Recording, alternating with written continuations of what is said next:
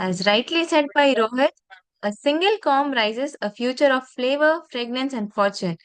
We have a young agripreneur with us today, with my privilege to introduce my esteemed resource person, Miss Asthika Narula ma'am from Ludhiana, Punjab. Miss Narula ma'am's journey into agribusiness began during her graduation, when she and her brother Shankar Narula sir set out a build in innovative venture of their own. After identifying the rising global demand and shrinking supply of world's most expensive spice, they have dedicated 1.5 years to intensive research on saffron farming technique from Kashmir to Iran. In July 2024, they have turned this research into a reality, transforming where 616 foot square foot in a room with a high-tech indoor saffron farm by utilizing advanced aeroponic techniques and climate control technology. They have successfully broke the geographical barriers, proving that saffron could thrive outside its traditional Himalayan climate. Their success was immediate, and it was the first harvest reaching the markets not only in India but also in Australia and Canada. Beyond her personal success, Miss Narula ma'am is also associated with Kisan Meat in India Private Limited, where she promotes sustainable farming and farmer empowerment.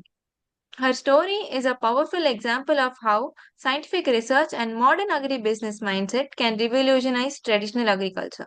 Today, we are honored to have her and share her expertise on indoor farming and future agripreneurship on behalf of Team AgriSardi. I warmly welcome Ms. Astika Narula ma'am to this platform. We are honored to have you, ma'am. This is over to you. Thank you. Thank you for such a warm welcome. Good evening, everyone. Let me first begin by introducing myself. Ma'am has told a lot about me already. I'll just give a brief introduction about myself. I'm Astika Narula, the CEO of Grow Grower. We are located in Ludhiana, Punjab, and we are currently growing saffron via indoor farming technique.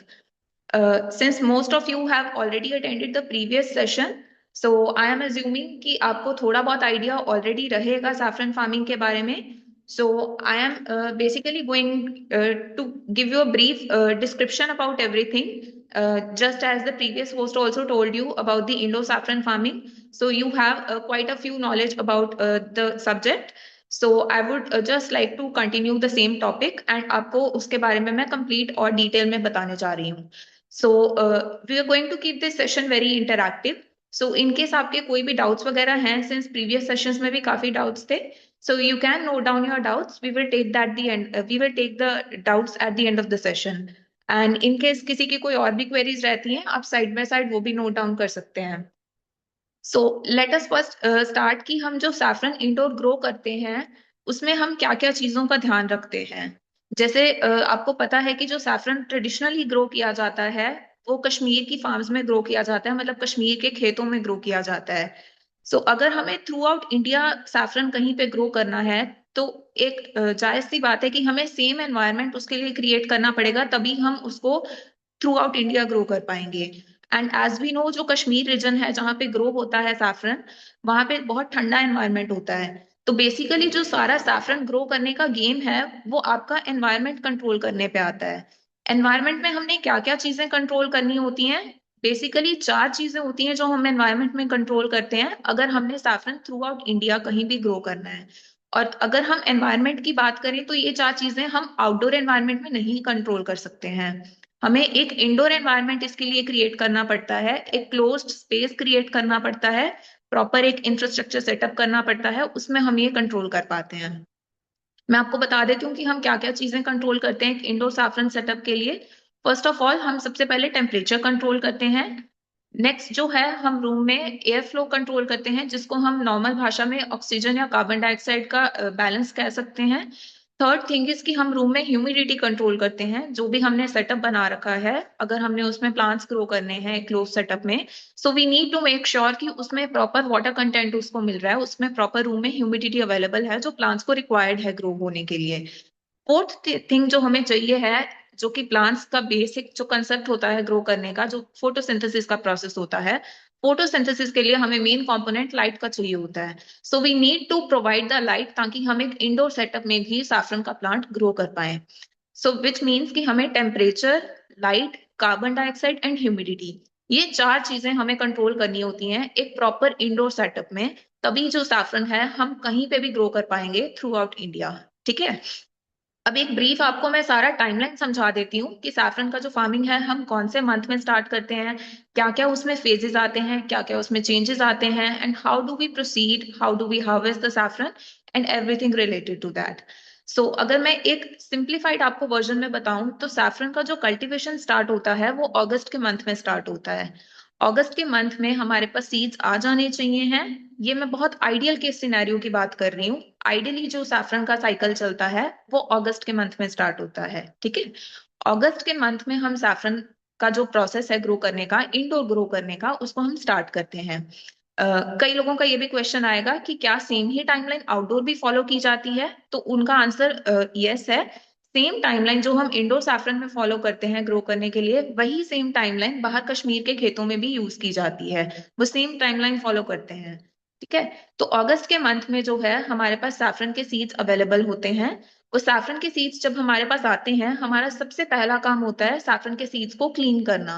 उसके ऊपर एक rough सा छिलका होता है, जैसे कि हम कोई भी चीज है मिट्टी में से निकालेंगे, उसके ऊपर एक रफ लेयर होता है छिलके का।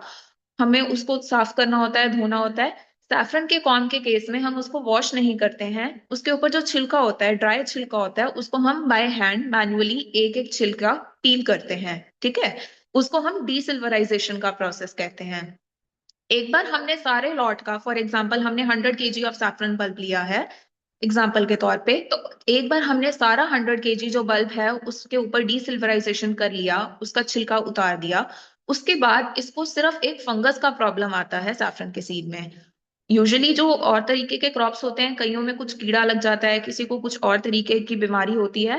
सैफरन के केस में जो हमने ऑब्जर्व किया है, सिर्फ और सिर्फ फंगस का प्रॉब्लम आता है, जो वाइडली प्रेवलेंट रहता है अगर हम ध्यान नहीं दें।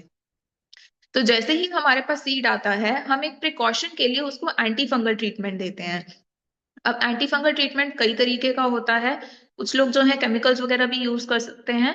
पर्सनली जो मैं अपने फार्म में यूज करती हूँ, जो मेरा यहाँ लुधियाना में लोकेटेड है, जो मैं यहाँ खुद पे जो अपने सीड्स को यूज करती हूँ, वो नीम ऑयल का तरीका है। जैसे आप सबको पता होगा कि जो हमारा नीम का पेड़ होता है उसमें anti bacterial anti fungal properties होती हैं। तो जो नीम का पेड़ है उसमें से नीम ऑयल एक्सट्रैक्ट किया जाता है। तो वो नीम ऑयल का जो मिक्सचर है मैं वाटर के साथ बनाती हूँ, और जो सैफरन सीड्स है उस पे स्प्रे कर सकते हैं, या जो आपने मिक्सचर बनाया है नीम ऑयल प्लस वाटर का, उसको आप उसमें डिप कर सकते हैं। ये दो तरीके होते हैं, आप उसको नीम ऑयल का ट्रीटमेंट दे सकते हैं। अब एक बार आपने अपने सैफरन के सीड्स को नीम ऑयल का ट्रीटमेंट दे दिया, तो उसके ऊपर कुछ ना कुछ वाटर कंटेंट अवेलेबल रहता है। उसको ड्राई करना जरूरी रहता है ताकि उसके ऊपर फर्दर फंगस डेवलप ना हो। उसको ड्राई आप मैं प्रेफर करूंगी कि आप उसको एयर ड्राई कीजिए, आप उसको सन में ना ड्राई करने के लिए रखें। जितना कम आपका सन का एक्सपोजर रहेगा, उतना बढ़िया आप सैफरन का यील्ड ले पाएंगे। ये चीज आप खास ख्याल रखेंगे। तो अगर आप उसको एयर ड्राई करते हैं तो 1 से 1.5 दिन के अंदर जो आपने सैफरन सीड्स को नीम ऑयल का ट्रीटमेंट दिया है वो उसमें ड्राई हो जाते हैं। ठीक है। अब एक बार आपने उसको ड्राई कर दिया, तो आपके पास जो ऑलरेडी पूरा इंफ्रास्ट्रक्चर आपने रेडी कर रखा है, जो आपने पूरा सेटअप बना रखा है ऑलरेडी, उसमें जो है आपने ट्रेस लगाई हुई हैं, उसमें आप अपना जो सीड है प्लांट करेंगे। अब प्लांटेशन पे आते हैं, तो प्लांटेशन में दो तरीके की प्लांटेशन होती है। अगस्त में जब आपके पास सीड आएंगे प्लांटेशन के लिए, तो आपके पास दो ऑप्शंस हैं। कुछ लोग एरोपोनिक में करते हैं, कुछ लोग सॉइल में करते हैं। जो मोस्टली इंडोर फार्म्स हैं वो एरोपोनिक में करते हैं, और जो ट्रेडिशनली किया जाता है, जो कश्मीर के खेतों में किया जाता है, वो सॉइल में किया जाता है। अगर आप कश्मीर वैली विजिट करेंगे, पामपुर का जो रीजन है जहाँ पे 95% जो इंडियन कश्मीरी सैफरन है ग्रो होता है, वो पामपुर में ग्रो होता है। अगर आप वहां पे विजिट करेंगे तो आप देखेंगे कि वहां पे खेतों में जो सैफरन का सीड लगा हुआ है वो एरोपोनिक मेथड में नहीं लगा हुआ है, वो मिट्टी में ही लगा हुआ है। तो द चॉइस इज योर्स। मैं आपको एक बेसिक ब्रीफ दे देती हूँ दोनों के प्रोज एंड कॉन्स का। एरोपोनिक मेथड जो है इजी होता है। उसमें प्लांटेशन में क्या होता है कि आपने फॉर एग्जांपल ये ट्रे ले रखी है, उसमें आप डायरेक्टली एक एक सीड को एज इट इज ट्रे में रखते जाएंगे। This is basically aeroponic method. आप जितना भी न्यूट्रिशन सीड को प्रोवाइड कर रहे हैं, वो आप एयर के थ्रू प्रोवाइड कर रहे हैं। आप एडिशनली कोई भी मीडियम, कोई भी सॉइल नहीं यूज कर रहे हैं। ठीक है। दिस इज फर्स्ट थिंग आप अपने इंडो फार्म में अप्लाई कर सकते हो जब आप अगस्त में प्लांट कर रहे हो। नेक्स्ट चीज जो है, अगर आप एरोपोनिक में नहीं जाना चाहते हैं, और जो ट्रेडिशनली कश्मीर के खेतों में भी प्रैक्टिस किया जाता है, वो है सॉइल के अंदर आप उसको प्लांट कर सकते हो। सॉइल में एक पर्टिकुलर टाइप का सॉइल होता है। हम कोशिश करते हैं कि जो पापुर का सॉइल है हम उसी को कॉपी करें, उसी को रेप्लिकेट करें। सेम वैसा ही सॉइल हम अपने यहाँ इस लोकेशन पे बनाते हैं, ताकि जो हार्वेस्ट हो, जो कश्मीरी सैफरन हमारे पास फसल आए, वो कश्मीरी जो एक्चुअल कश्मीर वैली में ग्रो होता है उससे बहुत ज्यादा नजदीक हो। उसकी जो प्रॉपर्टीज हैं, उसके जो बेनिफिट्स हैं, उसकी जो मेडिसिनल कंटेंट है, वो एज इट इज कश्मीर, जो सैफरन कश्मीर में ग्रो होता है, उतना ही बढ़िया है क्वालिटी में। तो सेकंड ऑप्शन ये रहती है कि आप प्रॉपर सॉइल बना के, जैसा कश्मीर में ऑलरेडी सॉइल अवेलेबल रहता है, वैसा सेम सॉइल आप बना के अपने लोकेशन पे, उसमें सेम सॉइल में कंटेंट्स जो होने चाहिए वो आप इंश्योर करके आप जो है ट्रे में सॉइल डालेंगे, और उसके बाद आप जो सीड है उसको प्लांट कर देंगे। अब एक बार आपने अगस्त के मंथ में सीड प्लांट कर दिया, फॉर योर रेफरेंस मेरे पास यहाँ पे एक सीड पड़ा है, ये होता है सैफरन का seed. I hope it's visible to everyone. अभी आपको इसमें रूट्स दिख रहे होंगे। अगर आप इसको एरोपोनिक में लगाते हो, मतलब आप कोई भी मीडियम नहीं यूज करते हो, तो आपको ये रूट्स नहीं दिखेंगे। ठीक है। अभी प्रेजेंटली ये जो सीड है ये मैंने सॉइल में से निकाला है। जायज सी बात है, अगर आप कोई भी चीज सॉइल में लगाओगे तो उसकी रूट्स डेवलप हो जाएंगी। ठीक है। अगर आप अगस्त में सॉइल में लगाते हो या एरोपोनिक में लगाते हो, दोनों ही केसेस में सितंबर ऑनवर्ड्स इसमें छोटी छोटी शूट आने लग जाएगी। कुछ इस तरीके की व्हाइट कलर की शूट है, आपको विजिबल हो जाएगी सितंबर ऑनवर्ड्स। अभी ये जो शूट है काफी लंबी हो गई है, सितंबर में ये छोटी होती है।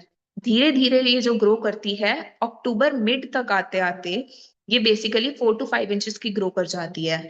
अब once it reaches the length of 4 to 5 inches, this is basically an indication कि आपका जो फ्लावरिंग का पीरियड है वो स्टार्ट हो चुका है। फ्लावरिंग का पीरियड मतलब आपने प्लांटेशन किया था, अब आपका जो सीड है वो आपको फ्लावर देने के लिए रेडी है।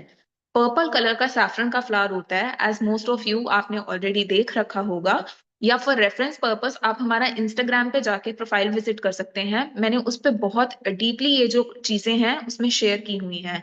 ग्रो अंडरस्कोर ग्रोअर के नाम से अगर आप सर्च करेंगे तो आपको इंस्टाग्राम अकाउंट मिल जाएगा, उस प्रोफाइल को आप विजिट कीजिए। आपके मोस्ट ऑफ डाउट्स जो है वहां पे कवर हो जाएंगे।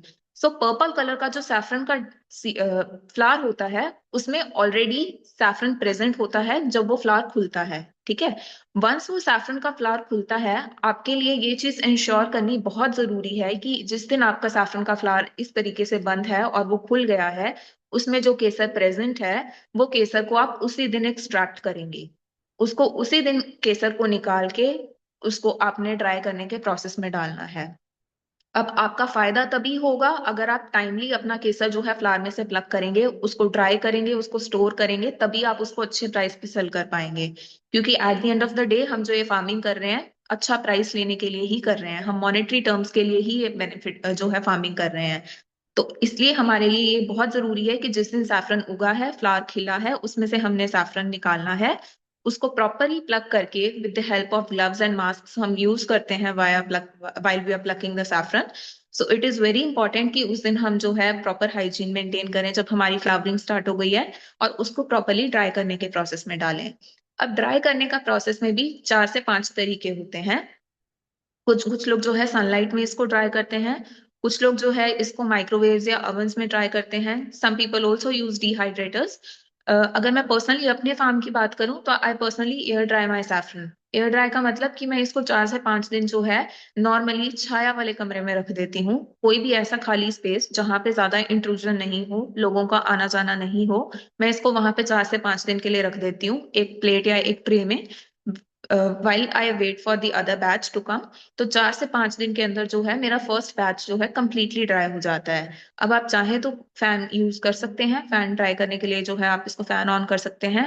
मेक श्योर कि अगर आप फैन यूज कर रहे हैं तो आप इस पे कोई ना कोई पतला दुपट्टा टाइप इस पे रख दीजिए ताकि ये उड़े नहीं, बिकॉज बहुत पतला स्ट्रैंड होता है। कुछ इस तरीके का होता है सैफरन का स्ट्रैंड। ये मेरा इस साल का हार्वेस्ट है जो मैंने हार्वेस्ट किया है। रेड कलर का सैफरन का स्ट्रैंड है, और नीचे जो है आपको येलो पार्ट दिख रहा है, वो पूरा मैंने इसका लच्छा निकाला हुआ है जिसको हम बंच बोलते हैं इंग्लिश में। अब मोस्टली जो मार्केट में मिलता है सिर्फ रेड पार्ट मिलता है जो इस तरीके का रहता है। आई होप इट्स विजिबल, इसमें आपको येलो पार्ट नहीं दिख रहा होगा। ये जो है मोस्टली रेड कलर का मिलता है मार्केट में, इसको हम मोगरा कहते हैं। अब दोनों की क्वालिटीज में क्या डिफरेंस होता है, अगर बाय आए बताऊं कि आंखों से हम देख के पहचान पाए तो ज्यादा डिफरेंस कोई नहीं बता पाएगा। बट ये है कि जो मोगरा क्वालिटी होती है उसमें मिलावट के बहुत ज्यादा चांसेस होते हैं। आप कोई भी चीज को रेड कलर का कर दीजिए और उसको आप सैफरन के नाम पे बेच सकते हैं, जिसको आप सैफरन मोगरा कह देंगे। मोगरा में मिलावट के चांसेस काफी ज्यादा होते हैं, वेरएस जो मैंने आपको ये दिखाया लच्छा, ये अपने आप में एक टेस्टामेंट है, अपने आप में ये एक प्रूफ है कि इसमें जो है मिलावट नहीं की गई है। उसका कारण ये क्योंकि इतना ही पत्ता, इतना लंबा स्ट्रैंड ही निकलता है सैफरन का फ्लावर में से। तो मैंने एज इट इज पूरा स्ट्रैंड निकाला है। नीचे जो व्हाइट पार्ट है उसको मैंने कट नहीं किया है या उसको वहां से तोड़ा नहीं है, ताकि अपने आप में एक प्रूफ रहे कि इसमें अडल्ट्रेशन नहीं की गई है, इसमें मिलावट नहीं की गई है। ठीक है, तो ये जो है आपको तरीका जो है, आपको जो सूटेबल लगे, आपने बंचेस निकालने हैं, आप बंचेस निकालिए। मैं पर्सनली जो है बंचेस निकालना प्रेफर करती हूँ फ्लावर में से। अगर किसी की पर्सनल चॉइस है, आप मोगरा निकालना चाहते हैं, सो बाय ऑल मीन्स आप मोगरा भी निकाल सकते हैं। जैसा आपके पास बायर है वैसा आप सैफरन इसमें से एक्सट्रैक्ट कर सकते हैं। पैकेजिंग पे आते हैं, तो पैकेजिंग में आपने सिर्फ एक चीज इंश्योर करनी है कि आप जो है इसको एयर टाइट पैकिंग में रखेंगे। एयर टाइट पैकिंग से मेरा मतलब कि इसमें हवा नहीं जानी चाहिए। मैं पर्सनली अपने फार्म में दो तरीके की पैकेजिंग यूज करती हूँ। एक मैंने आपको ये जिपलॉक पाउच दिखाया, यूजुअली मार्केट में इजिली अवेलेबल होता है, आप कहीं पे भी जाएंगे आपको मिल जाएगा इस तरीके के जिपलॉक पाउचेस। दूसरी तरीके की पैकेजिंग में ये ग्लास जार्स यूज करती हूँ। ये भी हर साइज में मिल जाते हैं आपको, आप ऑनलाइन भी सर्च कर सकते हैं, आपको ऑफलाइन मार्केट्स में भी मिल जाएंगे। हर शेप और हर साइज में आपको मिल जाएंगे। आपके पास जो बायर है, जिस तरीके की पैकेजिंग में आप सेल करना चाहते हैं, जिस तरीके की ब्रांडिंग आप करना चाहते हैं, आप उसमें कर सकते हैं। अब ये हो गया हमारा अक्टूबर मिड तक का प्रोसेस कि आपकी फ्लावरिंग स्टार्ट हुई, आपने फ्लावर जो है प्लक किया, उसको ड्राई किया एंड देन आपने उसको स्टोर कर लिया। Once your flowering is over, 15 to 20 days का टाइम होता है इसका फ्लावरिंग का, अगर मैं एक आम भाषा में बात करूं तो। एक बार आपका 15 से 20 दिन का टाइम खत्म हो गया फ्लावरिंग का, then what happens is you proceed to the next step, जिसको हम इंग्लिश में मल्टीप्लिकेशन या प्रोपेगेशन कह देते हैं। मल्टीप्लिकेशन या प्रोपेगेशन से मेरा मतलब है कि जो एक मदर सीड जिससे आपने फ्लावर लिया है अभी लास्ट मंथ में, वो आगे रिप्रोड्यूस करना स्टार्ट हो जाता है। अब दो ऑप्शंस होती हैं यहाँ पे, या तो आपका सीड जो है वो आगे डॉटर सीड्स देगा, means it starts multiplying, it starts reproducing. अगर वो रिप्रोड्यूस नहीं करता है या अगर वो मल्टीप्लाई नहीं करता है, there is also another concept कि जो सीड है वो अपना जो है वेट गेन करता है। आपको यहाँ पे दिख रहा होगा, ये जो मेरे पास सीड है इसकी एक ही शूट है, ये व्हाइट कलर की। नीचे जो है रूट्स हैं, ये आपको पतली वाली रूट्स दिख रही होंगी, पर इसकी सिंगल शूट है। विच मीन्स कि ये मल्टीप्लाई नहीं कर रहा है। अगर ये मल्टीप्लाई नहीं कर रहा है तो इस टाइम पे सॉइल में ये अपना वेट गेन कर रहा है। मतलब जितना मैंने इसको अगस्त के मंथ में डाला था, ये उससे ज्यादा बड़ा मेरे को मिलेगा नेक्स्ट ईयर में। दिस इज बेसिकली कि अगर वो अपना मल्टीप्लिकेशन नहीं करता है तो वो अपना साइज बड़ा कर रहा है। अगर मैं दूसरे सेंस में बात करूं, अगर कोई सीड है जो बड़ा नहीं हो रहा है तो वो मल्टीप्लाई करेगा। जैसे आपको दिख रहा है यहाँ पे मल्टीपल शूट्स हैं, आई होप इट्स विजिबल, ये दो तो बड़ी शूट्स हैं, उसके बाद यहाँ पे ये छोटी वाली शूट्स भी हैं, ये भी आपको विजिबल होंगी। सो ये दो चीजें हो रही होती हैं। ये जो पीरियड होता है दिसंबर से लेके मार्च तक का टाइम जो होता है, इसको हम मल्टीप्लिकेशन का टाइम कहते हैं। ये जो शूट जिसमें से आपने फ्लावर लिया था, मल्टीप्लिकेशन के टाइम में कुछ इस तरीके के ग्रीन लीव्स इसमें से आने लगते हैं। धीरे धीरे ये जो ग्रीन लीव्स हैं ये अपना फोटोसिंथेसिस का प्रोसेस करते हैं। Once they start doing the photosynthesis process, आप चारों के चारों पैरामीटर्स जो हमने पहले डिस्कस किए थे वो आप रूम में मेंटेन करेंगे। मल्टीप्लिकेशन के टाइम पे मैं पर्सनली रेकमेंड करती हूँ कि आप अंदर ही मल्टीप्लाई कीजिए, मतलब अपना जो रूम आपने सेटअप कर रखा है उसी में मल्टीप्लाई कीजिए, तभी आप एक बेटर और एक सक्सेसफुल मल्टीप्लिकेशन ले पाएंगे। अब यहाँ पे मैं आपको एक बहुत इंटरेस्टिंग फैक्ट बताती हूँ। 90% ऑफ सैफरन फार्म्स जो इंडिया में फेल हो रहे हैं, उनका यही फेलियर का कारण है कि वो मल्टीप्लाई नहीं कर पा रहे हैं अपना सीड बहुत अच्छे से। जितना बढ़िया आप सीड प्रीवियस ईयर में मल्टीप्लाई कर पाएंगे, नेक्स्ट ईयर आप उतना ही बढ़िया हार्वेस्ट ले पाएंगे। अगर किसी ने सीड अपना बहुत बढ़िया मल्टीप्लाई कर लिया है तो वो फार्म नेक्स्ट ईयर बहुत सक्सेसफुल होने वाला है। एंड अगर आपने अपना सीड मल्टीप्लाई नहीं किया है अच्छे से, तो नेक्स्ट ईयर आपको उतना ही कम हार्वेस्ट मिलेगा। So you need to focus on the multiplication process, कि आपका जो मल्टीप्लीकेशन है वो बहुत सक्सेसफुल होना चाहिए। एंड मल्टीप्लीकेशन का जो मेन हमारा एजेंडा रहता है कि उसमें हमने ध्यान क्या देना है, which again comes to the 4 points, 4 parameters जो हमने डिस्कस किए थे, जो थे हमारे temperature, light, humidity and carbon dioxide. जितना बढ़िया आप ये पैरामीटर्स मेंटेन करेंगे अपने रूम में, उतना बढ़िया आप मल्टीप्लाई कर पाएंगे। अगर मैं आउटडोर मल्टीप्लिकेशन की बात करूं, तो आउटडोर भी लोग मल्टीप्लाई कर पाते हैं, बट उतना सक्सेसफुली नहीं कर पाते हैं जितना एज कंपेयर टू इंडोर जो है फार्म्स कर रहे हैं। तो मेरा पर्सनल रिकमेंडेशन ये रहेगा, मैं खुद भी अपना जो है रूम जो है उसको इंडोर मल्टीप्लिकेशन के लिए ही यूज कर रही हूँ। अगर किसी को सक्सेसफुल मल्टीप्लिकेशन चाहिए तो मेरी पर्सनल रिकमेंडेशन यही रहेगी कि आप अपने जो रूम आपने सेटअप किया हुआ है उसी में आप अपना जो है सीड्स को मल्टीप्लाई कीजिए। अगर आउटडोर मल्टीप्लिकेशन की बात करूं तो चैलेंजेस बहुत सारे रहते हैं। अगर आप वो चैलेंजेस को कंट्रोल कर लेते हैं तो आप सक्सेसफुल मल्टीप्लिकेशन देख सकते हैं। सबसे पहले तो आप आउटडोर मल्टीप्लिकेशन में एनवायरनमेंट नहीं कंट्रोल कर सकते। आपका टेम्परेचर, आपकी लाइट, आपकी humidity, flood patterns, rainfall patterns आपके हाथ में नहीं है। अगर आपका फॉर एग्जांपल कहीं किसी जगह पे फ्लड आ रहा है तो आप वो कंट्रोल नहीं कर सकते हैं, और अगर आपने उस टाइम पे बाहर अपना सीड लगा रखा है खेत में तो फ्लड के कारण वो डैमेज हो सकता है। सेकेंड चीज जो हमने बहुत कॉमनली ऑब्जर्व की है आउटडोर मल्टीप्लिकेशन में, वो ये है कि जो सैफरन का सीड है वो चूहे खा जाते हैं। तो ये चीज का आपने ध्यान रखना है। ये दो चैलेंजेस हैं, इन माय ओपिनियन ये कंट्रोल करने बहुत मुश्किल है। तो अगर आप कंट्रोल कर सकते हैं तो आप आउटडोर मल्टीप्लिकेशन के बारे में सोचिए।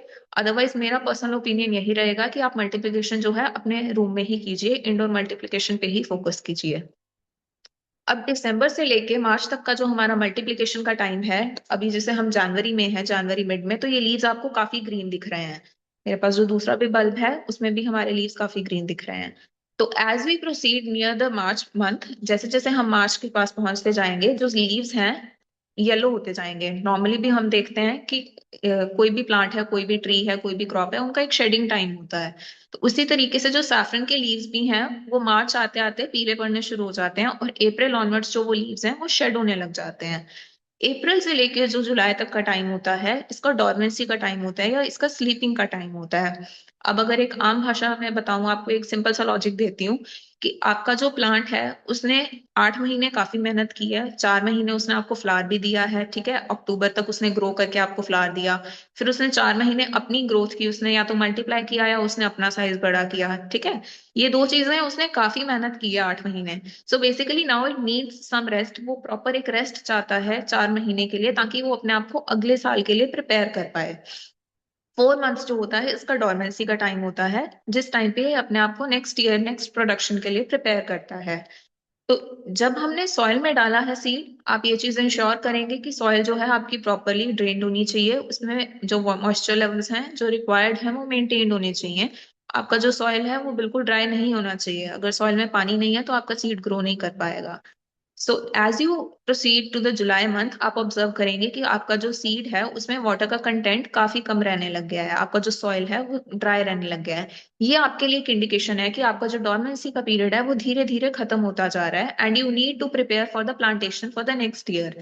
जैसे ही जुलाई मंथ खत्म होता है, एक आइडियल टाइम पीरियड अगेन हम ये लेके चलते हैं कि आपका जो जुलाई का मंथ खत्म हुआ तो आपका नेक्स्ट जो है डोरमेंसी का खत्म हो गया पीरियड, आपने नेक्स्ट प्लांटेशन के लिए प्रिपेयर करना है। जो ट्रेस में आपने मल्टीप्लिकेशन के लिए डाला था, डोरमेंसी में डाला था सीड, उन ट्रेस में से जो है आप सीड निकालेंगे।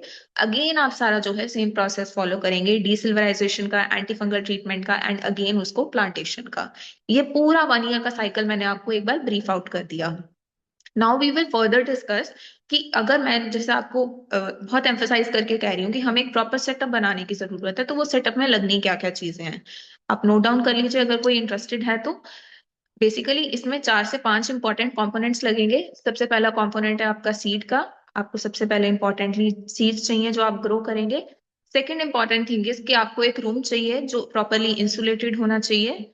आप कोई कोल्ड स्टोर का आपके पास वेंडर होगा आपके आसपास, आप उनको कांटेक्ट कर सकते हैं।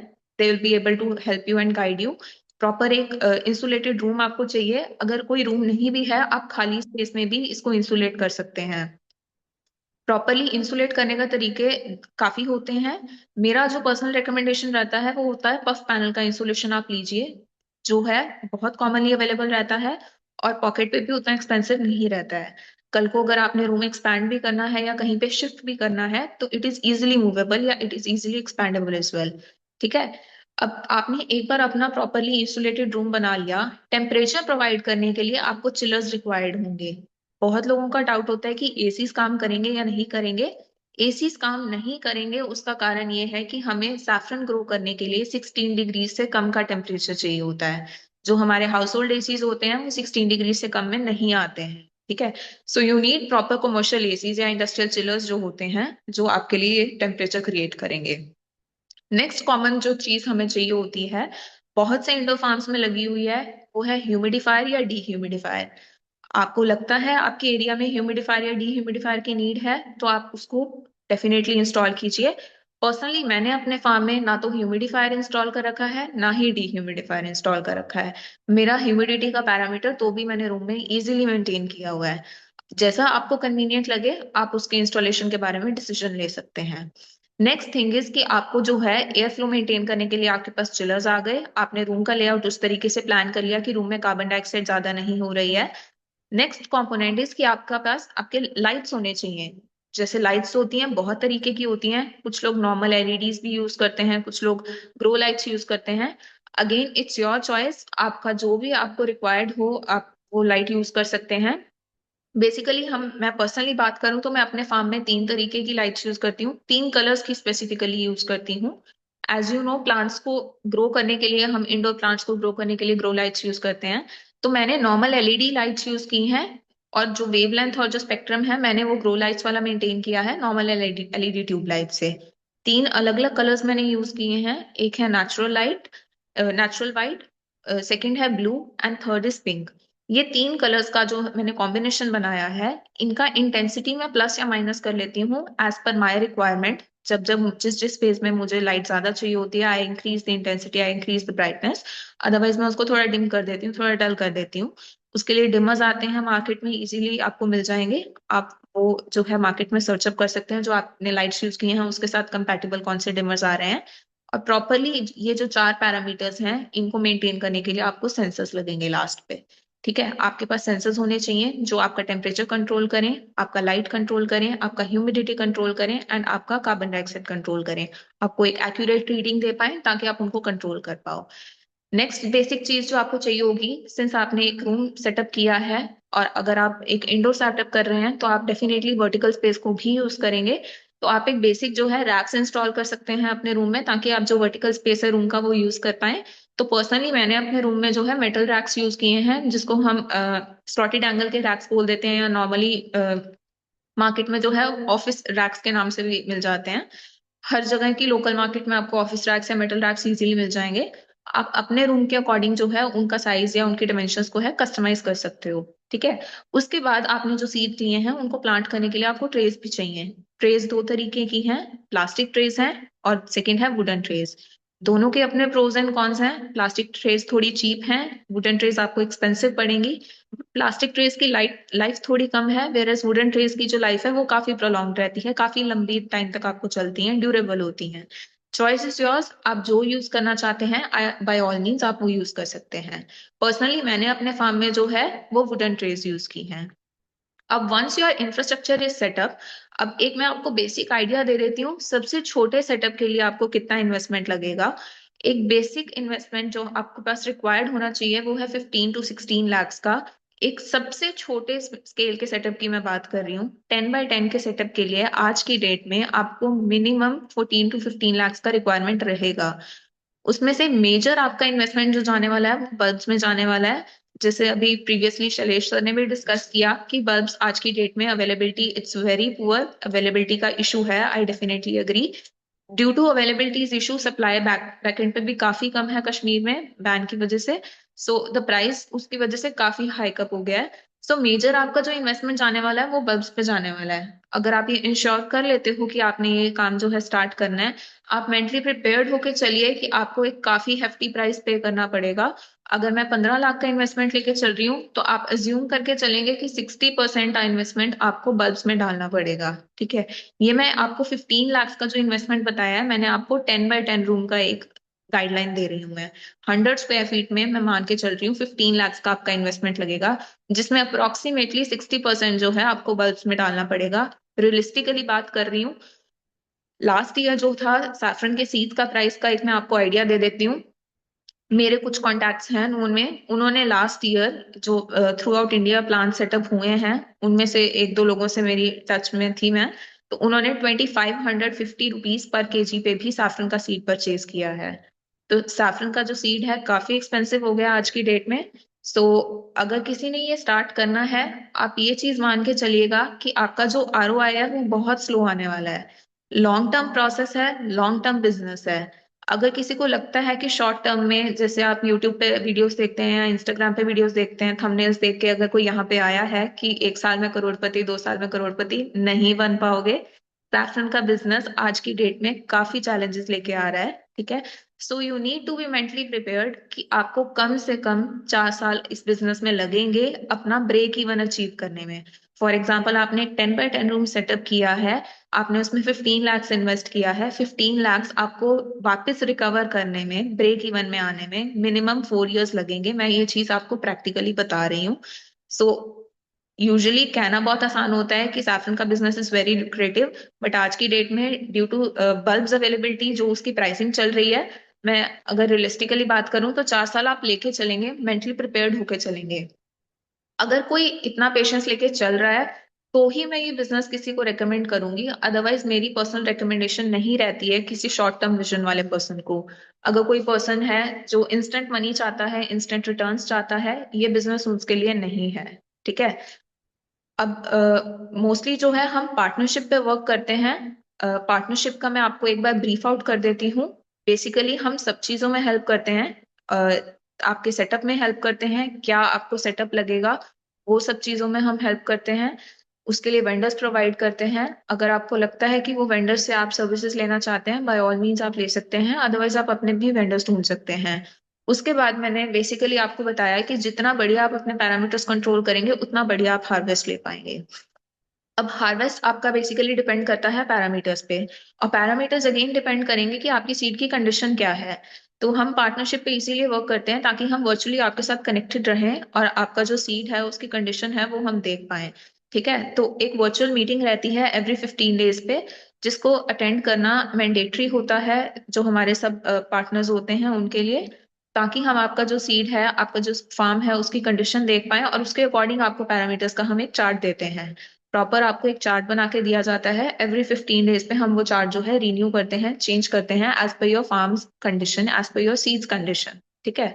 और एक बार आपका जो सैफरन है वो ग्रो कर जाता है, उसको सेल करने की रिस्पॉन्सिबिलिटी जो है वो हमारी रहती है। सेलिंग का मैं बता देती हूँ क्या रहता है। 4 years का मैंने आपको बताया कि आपको सोच के चलना है कि आपको आरओआई आने में लगेगा।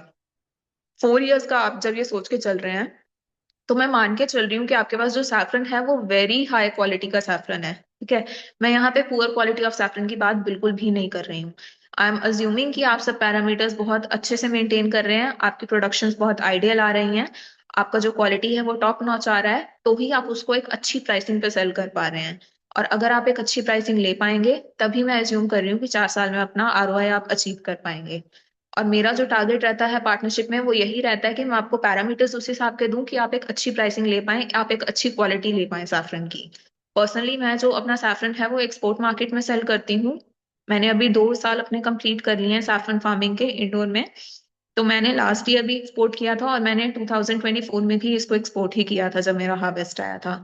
तो मैंने इसको ऑस्ट्रेलिया और कनाडा में एक्सपोर्ट किया था। प्लस मेरे पास ऑलरेडी काफी कंट्रीज के और भी कॉन्टैक्ट्स हैं एक्सपोर्ट मार्केट में। तो जितना आप बढ़िया क्वालिटी ले पाएंगे उतना ही आप बढ़िया प्राइस फिच कर पाएंगे इसको मार्केट में। अगर बात करूं एक्सपोर्ट वर्सेस डोमेस्टिक मार्केट की, तो डेफिनेटली डोमेस्टिक मार्केट में आपको थोड़ा कम प्राइस मिलेगा as compare to export market. अगर आपके पास कॉन्टैक्ट्स हैं, अगर आपको लगता है you can definitely focus on the export market, so by all means you should explore that option as well. मैं पर्सनली अपने पार्टनर्स का जो सैफरन है, अगर अच्छी क्वालिटी का आता है, हाई क्वालिटी का आता है, तो मैं उनका भी एक्सपोर्ट ही करती हूँ। एंड ये सारी चीजें जो है हम 1 साल के लिए आपको प्रोवाइड करते हैं पार्टनरशिप में। All the guidance for the setup, all the parameters and guidance every 15 days पे जो वीडियो कॉल रहती है उसके through, and then the selling part basically जो हमारी रिस्पॉन्सिबिलिटी रहती है पार्टनरशिप में, we do that through a partnership model. हमारा 1 साल का लीगल जो है एग्रीमेंट बनता है proper between you and between us, ताकि हम आपको प्रॉपरली 1 साल के लिए गाइड कर पाए। और उसके चार्जेस 50,000 रहते हैं पर ईयर। आप चाहे तो उसको रीन्यू कर सकते हैं at the end of the year, अगर आपको लगे कि हाँ आपका एक अच्छा रिटर्न आ रहा है। अब यहाँ पे आरओआई में एक बहुत कॉमन लोगों का सवाल रहेगा, आप में से आई नॉट रियली श्योर कितने लोगों के मन में ये आया होगा या नहीं, कि एक 10 बाय 10 के रूम से हम स्टार्ट कर रहे हैं और आरओआई अगर किसी को जल्दी लेके आना है तो वो कैसे ला सकते हैं। एक छोटी सी ट्रिक है, आप उसमें आरओआई कैसे जल्दी लेके आ सकते हैं। मैं आपका जो आरओआई आपको 4 साल का बताया है उसमें मैंने एक असम्पशन डाली है कि आप अपना जो सीड है, जो हर साल आपका बीज मल्टीप्लाई हो रहा है, मान लीजिए आप 1.5 गुना मल्टीप्लाई कर रहे हैं या फॉर दैट मैटर आप 2 गुना भी मल्टीप्लाई कर रहे हैं, मैं ये मान के चल रही हूँ कि वो जो सीड है आप उसको बेचेंगे नहीं मार्केट में। जैसे हम सबको पता है कि सीड का जो प्राइस है वो हर साल बढ़ता ही जा रहा है, ठीक है। तो अगेन मेरा यही अजम्पशन है कि जो सीड का प्राइस है वो बढ़ना तो है ही हर साल। तो मेरा ये मानना है कि मैं अपना सीड जो है फार्म का वो सेल नहीं कर रही हूँ, मैं उसको अपने प्लांट के एक्सपेंशन में ही यूज कर रही हूँ। फॉर एग्जाम्पल मैंने 630 स्क्वायर फीट के रूम से स्टार्ट किया था। मेरे पास आज की डेट में जो सीड मल्टीप्लाई हो रखा है वो मेरा रूम कंप्लीटली फुल कैपेसिटी पे है। मैंने 2024 में स्टार्ट किया था, 24 में मेरा सीट मल्टीप्लाई हुआ जिसको मैंने 2025 में सेम रूम में अकोमोडेट कर दिया। अब 2025 की जो मेरी मल्टीप्लिकेशन हो रही है, 2026 तक मेरे को एक बड़ा स्पेस चाहिए ताकि मैं सेम मल्टीप्लाइड जो सीड है उसको उसमें अकोमोडेट कर पाऊँ। अब एक पॉइंट आएगा कि आपके पास जो स्पेस है वो कम हो जाएगा और आपको अपना रूम जो है वो बड़ा करना पड़ेगा, ठीक है। तो यहाँ पे चॉइस आपके पास रहती है कि आपने अपना जो सीड है वो सेल ऑफ करना है। अगर आपके पास जगह की कमी है, इन्वेस्टमेंट की कमी है, तो आप अपना सीड सेल ऑफ भी कर सकते हैं। अगर आप अपना सीड सेल ऑफ करते हैं तो आप अपना आरओआई जो है, रिटर्न पीरियड जो है वो एक साल पहले ले सकते हैं, ठीक है। आपका रिटर्न पीरियड एक साल कम हो जाएगा। अगर किसी को लगता है जैसे सीड की availability is actually a major issue आज की डेट में, अगर आपको लगता है कि आप अपना जो सीड है वो सेल ऑफ नहीं करना चाहते हैं, काफी जो इंडोर पार्टनर्स हैं, जो इंडोर प्लांट्स हैं, आज की डेट में अपना सीड नहीं सेल कर रहे हैं। For example me my self, मैं अपना सीड नहीं सेल ऑफ कर रही हूँ। तो अगर आपको लगता है कि आप भी अपना बिजनेस जो है एक्सपैंड करना चाहते हैं, आप अपना सीड सेल ऑफ नहीं करना चाहते, तो उस केस में थर्ड ईयर में, एवरी सेकेंड ईयर मतलब तीसरे साल पे आके आपको अपना जो है रूम एक्सपैंड करना पड़ेगा। फॉर एग्जाम्पल आपने 10 बाय 10 रूम से स्टार्ट किया था। एग्जाम्पल के तौर पे एक आइडियल क्वांटिटी हम लेके चलते हैं, 10 बाय 10 के कमरे में आपको 250 किलो सीड लगेगा, ठीक है। दूसरे साल आपका जो 250 किलो सीड मल्टीप्लाई हुआ है वो उसी में पूरा आ जाएगा। थर्ड ईयर में आपके पास जो स्पेस है वो कम पड़ने लगेगा, तो थर्ड ईयर में यू हैव अ चॉइस कि आपने अपना सीड सेल ऑफ करना है और whether you want to expand your business, whether you want to expand your room, the choice is yours. अगर आप अपना सीड सेल ऑफ करते हैं तो आपका आरओआई एक साल पहले आ जाएगा। अगर आप अपना सीड सेल ऑफ नहीं करते हैं तो आपका प्रोडक्शन बढ़ जाएगा, बट डेफिनेटली आपको अपना बिजनेस जो है, अपना रूम जो है वो डेफिनेटली एक्सपैंड करना पड़ेगा। ये कुछ पॉइंट्स थे जो मेरे को ऐड ऑन करने थे। आपने, आई एम अज्यूमिंग कि मोस्ट ऑफ पार्टिसिपेंट्स ने प्रीवियस सेशन भी अटेंड किया है, so you already had a little bit knowledge about the saffron farming. So ये पॉइंट्स मेरे को ऐड ऑन करने थे। So most of the points have already covered. अगर किसी को कोई और डाउट्स हैं regarding the saffron cultivation, regarding the process and everything, so we can definitely start with the Q&A session. Yes, ma'am. Thank you so much for your such an insightful and informative session on indoor saffron farming. You have really explained lot many things. That is from day one cultivation measures to the post-harvest measures.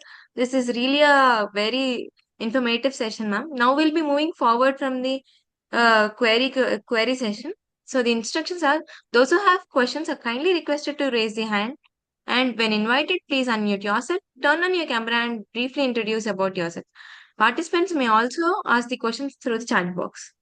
Yeah, we have Piyush Kumar Yadav who have raised his hand. So kindly unmute yourself and ask the question. Good evening ma'am.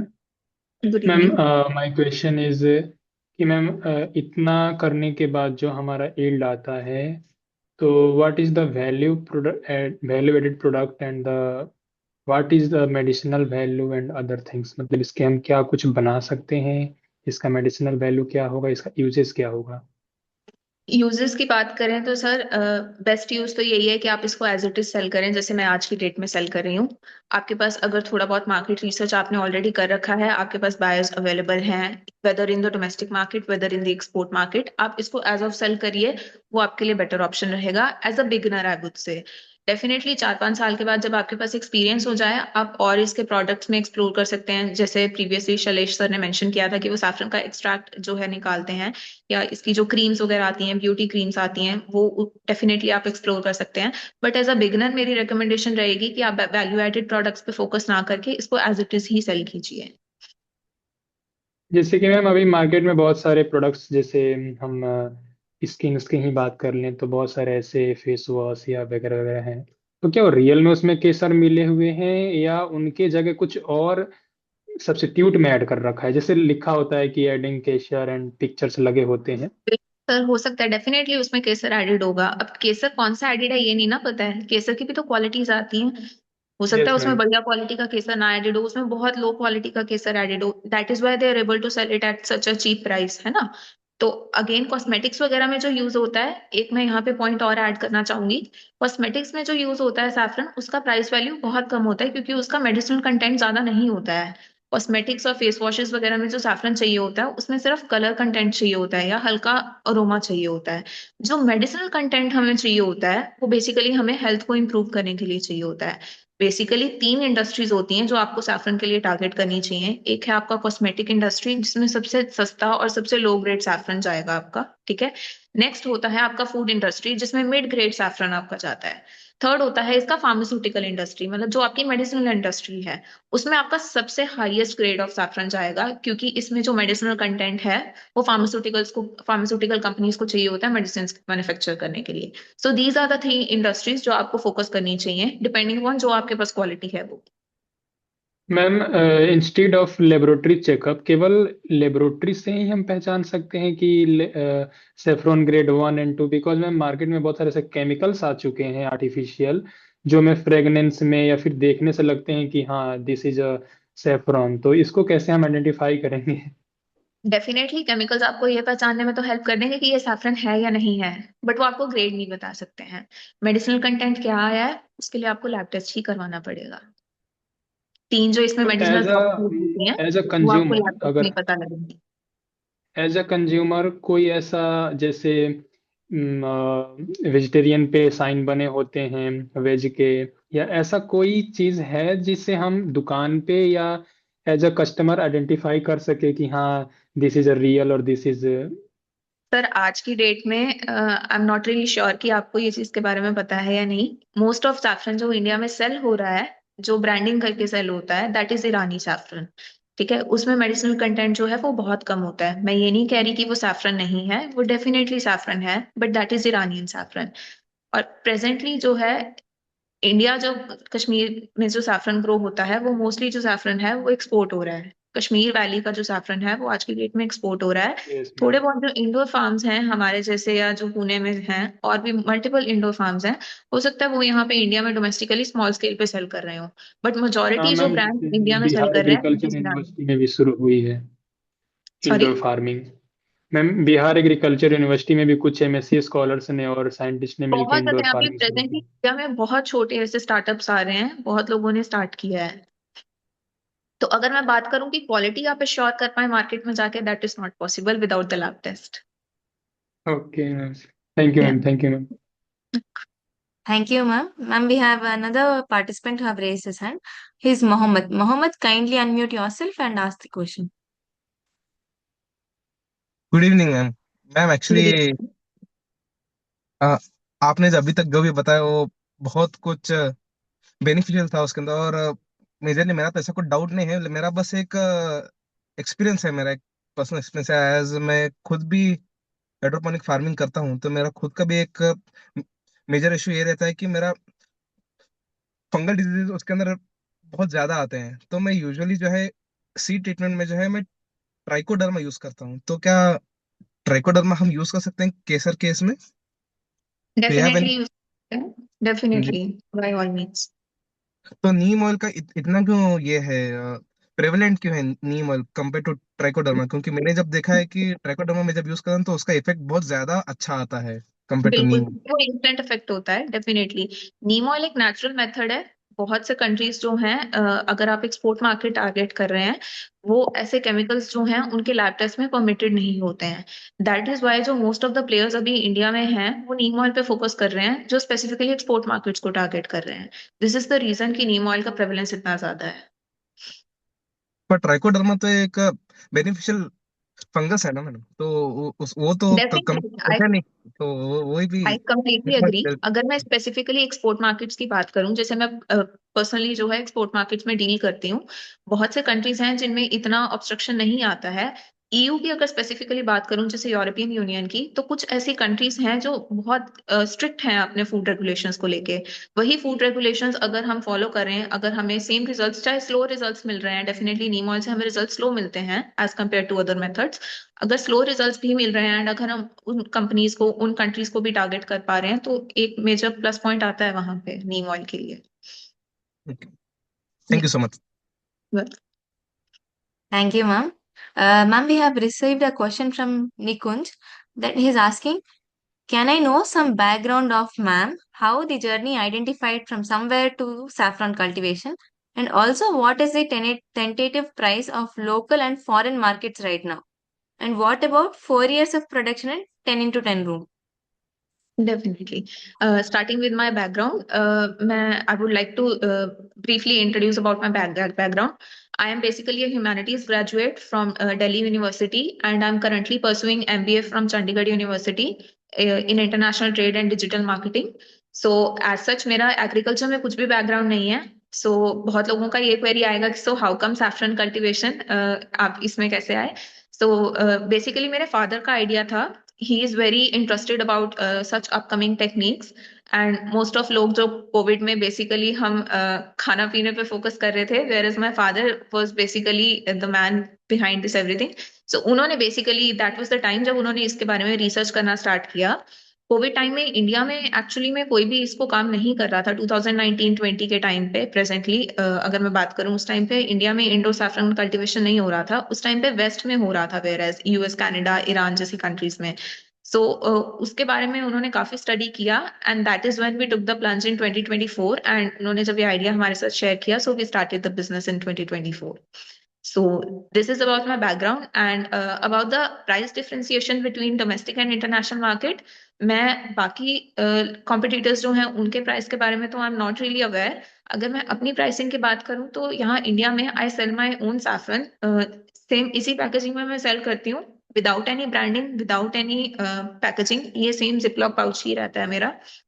इसको मैं 900 पर ग्राम पे cell करती हूँ यहाँ India में. And whereas the export market is concerned, that again depends upon the country you're targeting. अगर मैं अपनी टारगेट कंट्रीज की बात करूं तो एक जगह मैं इसको 1200 का भी सेल करती हूँ पर ग्राम पे एंड दूसरी जगह मैंने इसको 1600 का भी सेल किया पर ग्राम पे.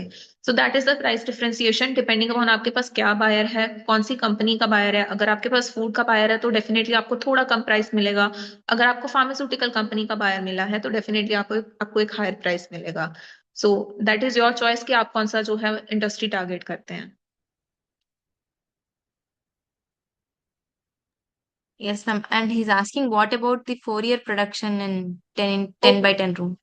Okay, the 4 year production basically depends कि आप क्या पैरामीटर्स दे रहे हैं. ठीक है, it is very variable depending upon आपके पास जो सीड है पहले साल टाइम पे आया है या नहीं आया है. अगेन आपके पैरामीटर्स टाइम पे आपने सारे प्रोवाइड किए हैं या नहीं किए हैं. कितना एक्यूरेटली आपने जो पैरामीटर्स हैं उनको अडेप्ट किया है. फॉर एग्जांपल आपकी 2-3 ट्रेज थी जिनमें फंगस लग रही थी, वो फंगस को आपने कितना जल्दी क्योर किया, कितना जल्दी आपने प्रिवेंट किया. बहुत सी चीजों पे डिपेंड करते हैं आपके प्रोडक्शन फिगर्स. एक आपको ब्रीफ आइडिया देने के लिए एग्जाम्पल तौर पे लेके चलेंगे. बिल्कुल पत्थर पे लकीर फिगर्स नहीं है ये, क्योंकि बहुत सी चीजें होती हैं जो आपकी प्लस में भी जा सकती हैं और आपके माइनस में भी जा सकती हैं जब आप प्रैक्टिकली चीजें करने पे आते हैं. ठीक है, अगर फर्स्ट ईयर की बात करूं, एक 10 by 10 रूम में आप इजीली 50 ग्राम्स का प्रोडक्शन ले सकते हैं. और एक थर्ड ईयर पे आपके जब आपका रूम फुल कैपेसिटी पे होगा तो आप इजीली 200 से 250 ग्राम प्रोडक्शन ले सकते हैं. फोर्थ ईयर पे आके चीजें थोड़ी डिफरेंट हो जाती हैं, क्योंकि अगेन आपके पास चॉइस होती है. या तो आप अपना रूम साइज उतना ही रखेंगे और अपना सीड सेल ऑफ कर देंगे. अगर उतना ही रखते हैं तो डेफिनेटली 200 ग्राम ही प्रोडक्शन रहेगा. अगर रूम एक्सपैंड करते हैं तो आपका प्रोडक्शन बढ़ जाएगा. डेफिनेटली आप 350-400 ग्राम ही एक्सपेक्ट कर सकते हो. Thank you, ma'am. Ma'am, we still have two participants. With your due respect, can we continue? Yeah, definitely, why not? Yeah, thank you, ma'am. So we have Asmit Chaturvedi who has raised his hand. Kindly unmute yourself and ask the question. Hello. Good evening, ma'am. Ma'am, myself Asmit Chaturvedi. I am from Banda. I am pursuing my degree program BTech Food Technology in Banda University of Agriculture and Technology, Banda. Ma'am मेरे बहुत सारे सवाल थे, जैसे कि ma'am केसर का nutrient content क्या क्या रहता है, मतलब क्या क्या उसमें न्यूट्रिएंट की मात्रा प्रेजेंट रहती है, जो कि मुझे जानना था. न्यूट्रिएंट कंटेंट जो आप नॉर्मली प्रोटीन कार्ब्स बोल रहे हैं या आप इसके मेडिसिनल कंटेंट की बात कर रहे नो हैं? Ma'am, yes ma'am, medicinal content, concluding medicinal content. Yes ma'am.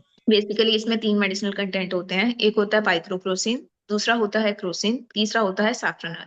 ठीक है, ये यस 3 मैम. रिस्पॉन्सिबल होते हैं. एक होता है आपका बिटरनेस के लिए. Picrocrocin is basically for the bitterness. आपका जो सैफरन है वो कितना बिटर है. जितना आपका सैफरन बिटर रहेगा मतलब उतना उसमें हायर पाइक्रोप्रोसिन कंटेंट है और उतना वो आपकी हेल्थ के लिए बेटर है. ठीक है, next comes the Crocin part. जितना आपका हाई क्रोसिन रहेगा उतना जो है उसका कलर डीप रहेगा. ठीक है। Third is the Yes, ma'am. Safranal part. जितना हाई आपका सैफरनल रहेगा उतना तेज उसका खुशबू होगा, उतना तेज उसका सुगंध होगा।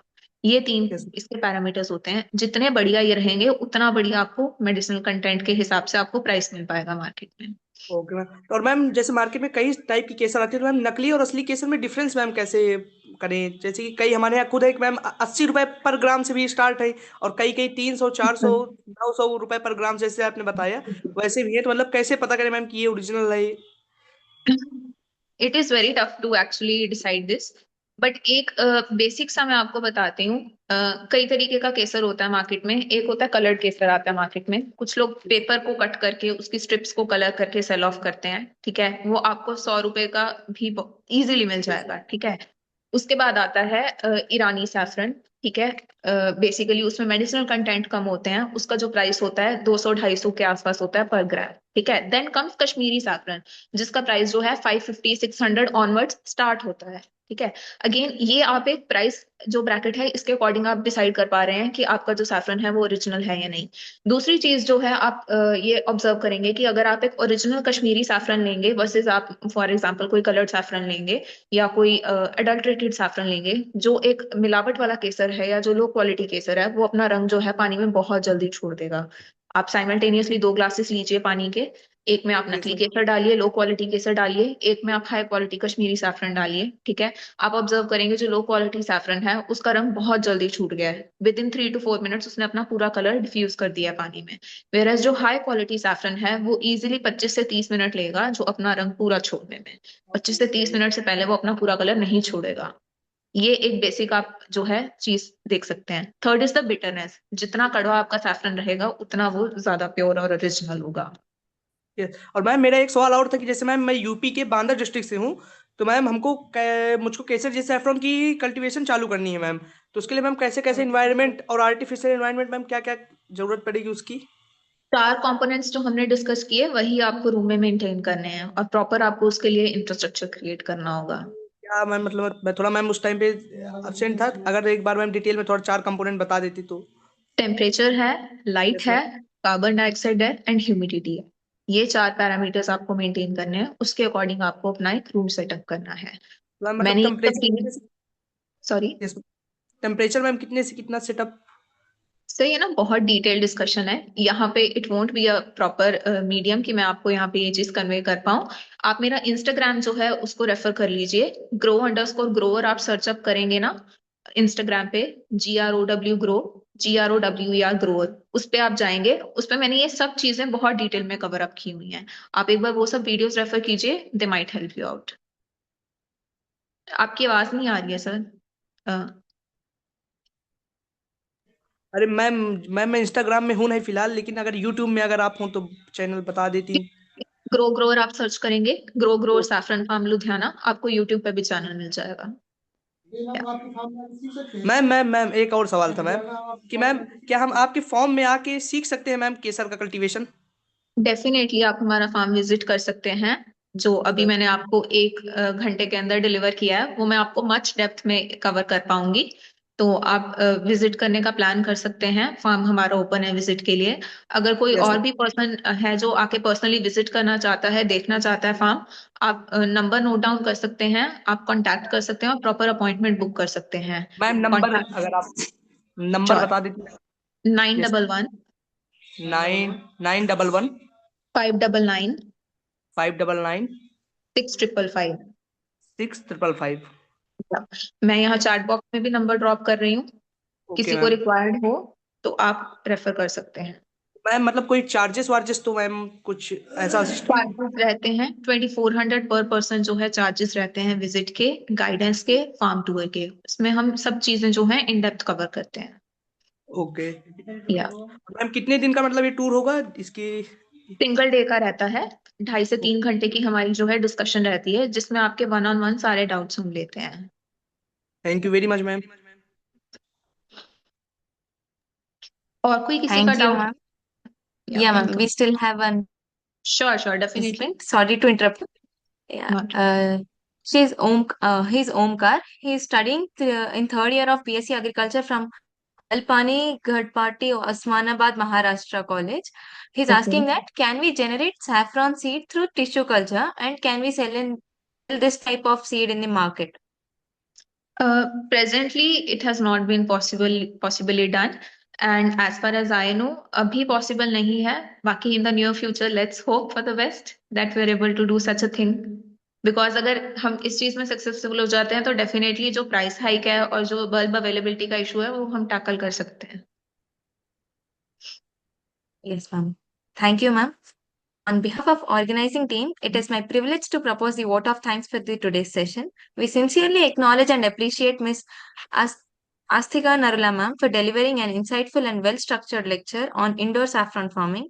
Ma'am, your explanation on controlled environment cultivation and practical aspects of high-value crop production provided us a clear industrial relevant insights. Your expertise and perspectives on innovative and sustainable agriculture will truly be motivating for us. We are grateful for your valuable time and engaging so patiently with the participants during this interactive and query session. I would also like to appreciate all the participants for their active involvement and thoughtful questions, which contributed significantly to the success of today's session. Specially, appreciation goes to the organizing team and the coordinators for the dedicated efforts in ensuring the smooth and conduct of this program. We look forward for seeing you tomorrow. Thank you all. Have a great evening. Excuse me. So I would also like to thank Miss Astika Narula ma'am because with so much energy and enthusiasm she have interacted with the participants. So it is very nice to hear because I am connected since last 2.5 hours. So we have also listened to Mr. Salis Modak sir from the 365 Day Farm, and we have also listened to Miss Astika Narula ji. But the energy you can see, like uh, there was such a enthusiasm in her talk, like there was no presentation and no extra material for help. So she is such a extempore speaker. So the participants who are connected with us here today, they also can learn something from her because she is a example, live example in front of all of us.